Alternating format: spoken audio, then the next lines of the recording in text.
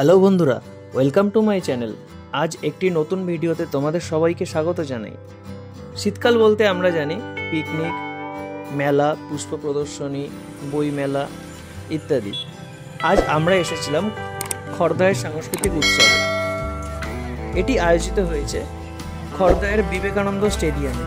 এই বছর খড়দায়ের সাংস্কৃতিক উৎসব 24তম বর্ষে পদার্পণ করল। এই উৎসবটি চলবে 14 থেকে 20 ডিসেম্বর। স্থান বিবেকানন্দ স্টেডিয়াম সংলগ্ন মুক্ত মঞ্চ। এই 14 থেকে 20 ডিসেম্বর প্রত্যেক দিন বিভিন্ন বিচিত্রানুষ্ঠান হবে। সেই অনুষ্ঠানের সময়সূচি ভিডিও শেষে আমি দিয়ে দেবো। এবার বলি কিভাবে আসবে। তোমরা যেদিক থেকেই আসো, অর্থাৎ যদি ব্যারাকপুরের দিক থেকে আসো বা শিয়ালদহের দিক থেকে আসো, সেক্ষেত্রে খড়দহ রেল স্টেশনে নেমে সেখান থেকে টোটো ভাড়া করে চলে আসতে হবে বিবেকানন্দ স্টেডিয়াম। চলুন দেখা যাক আজ উদ্বোধনের দিন কি কি আমরা দেখব। প্রথম স্টলে আমরা দেখতে পাচ্ছি হাতে ও কলমে বিজ্ঞান। এখানে ছোট ছোট সায়েন্সের বিভিন্ন ট্রিক্স দেখানো রয়েছে। এরপর আমরা এসেছিলাম বিজ্ঞান প্রদর্শনী দেখতে। স্থানীয় বিদ্যালয়গুলি থেকে ছোট ছোট ভাইয়েরা বোনেরা খুব সুন্দর সুন্দর বিজ্ঞানের বিভিন্ন রকম প্রজেক্ট আমাদের সামনে তুলে ধরেছিল। সেখানে প্রথমেই রয়েছে মিলন বিদ্যাপীঠ। মিলন বিদ্যাপীঠ থেকে তারা দেখিয়েছে যে বৃষ্টির জল সংরক্ষণ ও তার ব্যবহার। দেখো বন্ধুরা, খুব সুন্দরভাবে তারা প্রজেক্টটা তৈরি করেছে এবং এখানে একটি গ্লোব রেখেছে, একদিকে রাত ও একদিকে দিন দেখিয়েছে। খুব সুন্দরভাবে ছোট ছোট ভাই বোনেরা এই প্রজেক্টটি তৈরি করেছে। তারপর রয়েছে ব্যারাকপুর গভর্নমেন্ট এইচএস স্কুল। এখানে দেখো এরা তুলে ধরেছে কিভাবে স্মার্ট ফার্মিং করা যায়।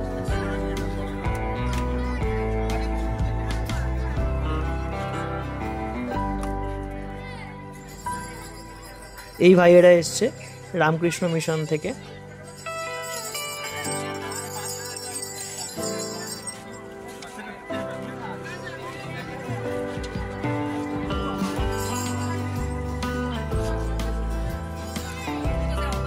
রামকৃষ্ণ মিশন থেকে ওনারা খুব সুন্দর একটি প্রজেক্ট বানিয়ে এনেছেন, কিভাবে র্যাডার কাজ করে এবং আলট্রাসনিক সেন্সর দিয়ে ওনারা দেখিয়েছেন যে কিভাবে তার সামনে কোনো অবজেক্ট চলে আসলে সেটা র্যাডারে ধরা পড়ে। এছাড়া এখানে ওরা একটি রোবোটিক কারও বানিয়েছিল।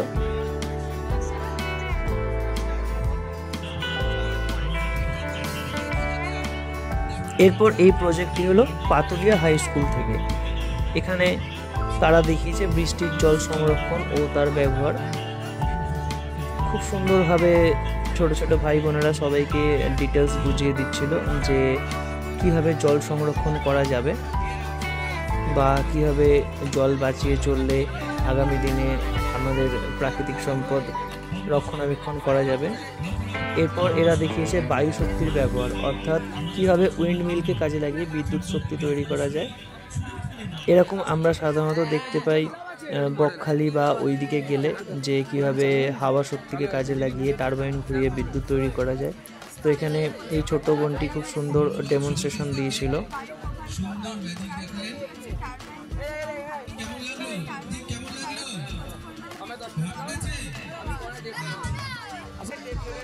এছাড়া এরা আরও দেখিয়েছে কিভাবে জলের শক্তিকে কাজে লাগিয়ে টারবাইন ঘুরিয়ে বিদ্যুৎ তৈরি করা যায়। এই ভাইটি খুব সুন্দরভাবে ডিটেলস বলে দিচ্ছিল সবাইকে।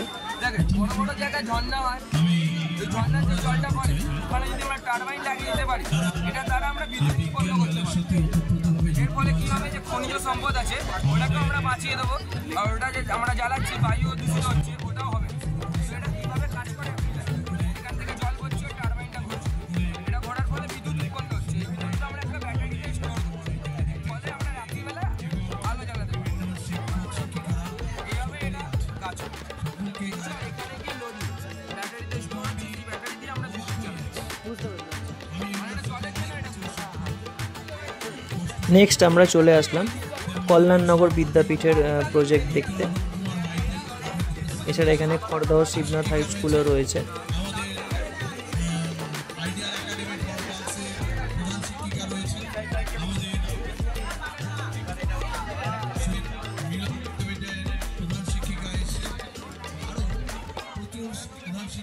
দেখো এখানে কি সুন্দর এয়ার পিউরিফায়ার বানিয়েছে।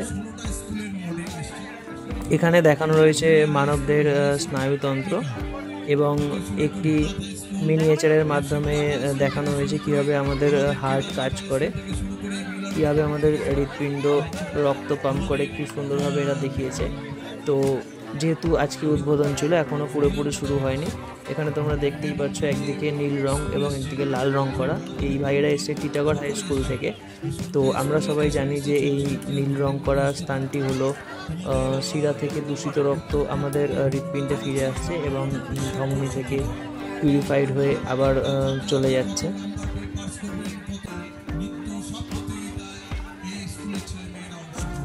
টিটাগড় হাই স্কুল থেকে আরও একটি প্রজেক্ট করেছে, সেটা হলো হাউ ওয়াটার ক্রিমেশন ওয়ার্ক।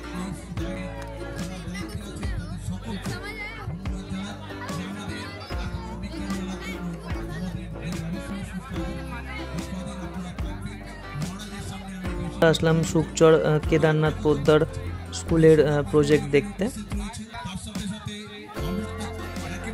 এখানে সি ওয়াটার ট্রিটমেন্ট কীভাবে করা হয়, অর্থাৎ সমুদ্রের জলকে কীভাবে কাজে লাগানো যায় সেই নিয়ে খুব সুন্দর একটি প্রজেক্ট বানিয়েছে। এবং সৌরশক্তির ব্যবহার দেখো এখানে খুব সুন্দর, দেখো এখানে সৌরশক্তির ব্যবহার করে কি সুন্দর একটি প্রজেক্ট বানিয়েছে।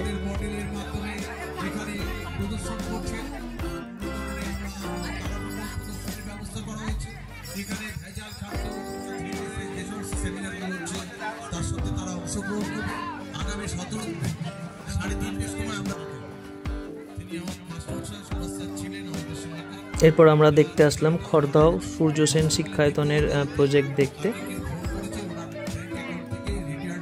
এরা সম্ভবত একটি বাজার অ্যালার্ম তৈরি করেছে, যেখান দিয়ে সম্ভবত কোনো একটি রিংকে পাস করাতে হবে, যেটা টাচ লাগলে বিপ করে উঠবে। এটা তোমরা যারা দীঘার সায়েন্স পার্কে গেছো বা এরকম অনেক জায়গাতেই থাকে যে এখান দিয়ে একটি রিং পাস করাতে হয়, তো সেটা টাচ লাগলে একটি বিপ সাউন্ড করে ওঠে। এরপর আছে রহরা ভবনাথ ইনস্টিটিউশন। ওরাও দেখো এখানে কি সুন্দর একটি প্রজেক্ট বানিয়ে এনেছে। এটা সম্ভবত কীভাবে কোনো জলাধার বা কোনো ড্যামের ওয়াটারকে কাজে লাগিয়ে বিদ্যুৎ তৈরি করা যায় সেটা খুব সুন্দরভাবে দেখিয়েছে।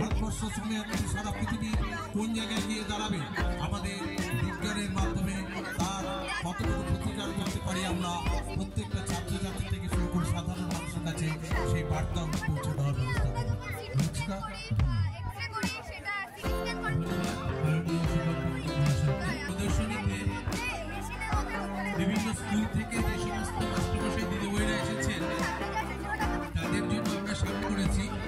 আমি অনুরোধ করবো যদি কেউ স্টলের ওখানে বা এখানে প্রতিটি স্কুল থেকেই যে সমস্ত ছোট ছোট ভাই বোনেরা এসেছিল সবাই খুব সুন্দরভাবে তাদের প্রজেক্টের ব্যাপারে সবাইকে বোঝাচ্ছিল। এরপর আমরা দেখতে পাচ্ছি এখানে ওয়েস্টেজ কীভাবে ম্যানেজ করা যায়, তো ওয়েস্টেজ ম্যানেজমেন্টের ওপর একটি সুন্দর প্রজেক্ট বানিয়েছে।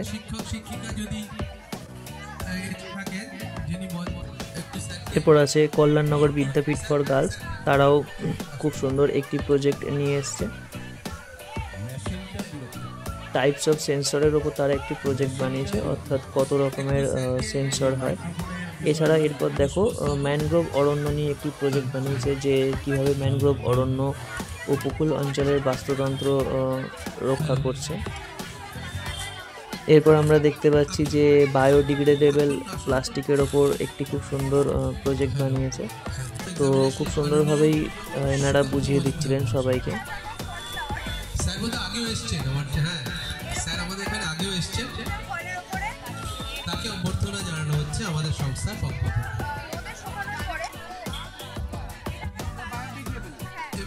এরপর আমরা চলে আসলাম বন্দিপুর আইডিয়াল একাডেমির প্রজেক্ট দেখতে।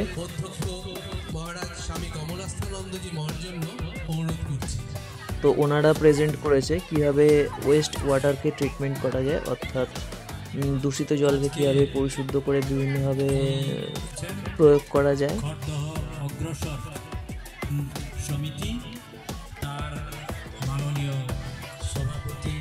এই হলো খড়দার বিবেকানন্দ স্টেডিয়াম। তো এখানে খুব সুন্দরভাবে একটি কালচারাল অনুষ্ঠান আয়োজন করা হয়েছে।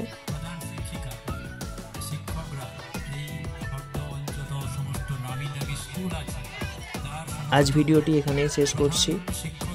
তো খর্দা থেকে যদি কেউ ওই ভিডিও দেখে থাকো তো কমেন্ট করো, ভালো লাগলে ভিডিওটি লাইক করে দিও এবং চ্যানেলটি সাবস্ক্রাইব করে দিও।